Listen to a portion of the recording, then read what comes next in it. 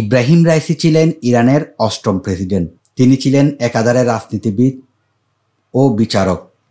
Ebrahim Raisi বিশ্ব রাজনীতিতেও অন্যতম প্রভাবশালী নেতাদের একজন। ইব্রাহিম রাইসি ইরানের সর্বোচ্চ ধর্মীয় নেতা আয়াতোল্লাহ আলী খামেনির ঘনিষ্ঠজন হিসেবেও পরিচিত। প্রেসিডেন্ট হওয়ার আগে দেশটির প্রধান বিচারপতি হিসেবেও দায়িত্ব পালন করেন তিনি। তার কারণেই দেশটিতে মৃত্যুদণ্ডের সংখ্যা অনেক কমেছে। 3 বছর আগে ইরানের প্রেসিডেন্ট নির্বাচিত হওয়ার আগে ইব্রাহিম রাইসিকে মনে করা হয় একদিন দেশটির সর্বোচ্চ ধর্মীয় নেতা আয়াতোল্লাহ খামেনির উত্তরসূরি হবেন তিনি।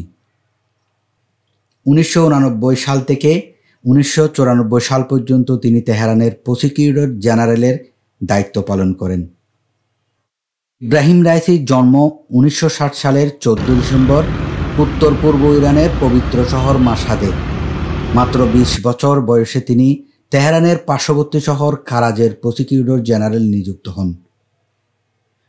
1989 সাল থেকে 1994 সাল পর্যন্ত তিনি তেহরানের প্রসিকিউটর জেনারেলের দায়িত্ব পালন করেন।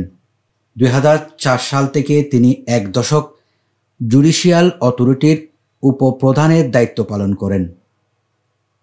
2019 সালে তাকে বিচার বিভাগের প্রধান নিযুক্ত করেন দেশটির সর্বোচ্চ ধর্মীয় নেতা আয়াতোল্লাহ খামেনি। 2021 সালের দ্বিতীয় দফা নির্বাচনে ইব্রাহিম রাইসি ইরানের অষ্টম প্রেসিডেন্ট নির্বাচিত হন।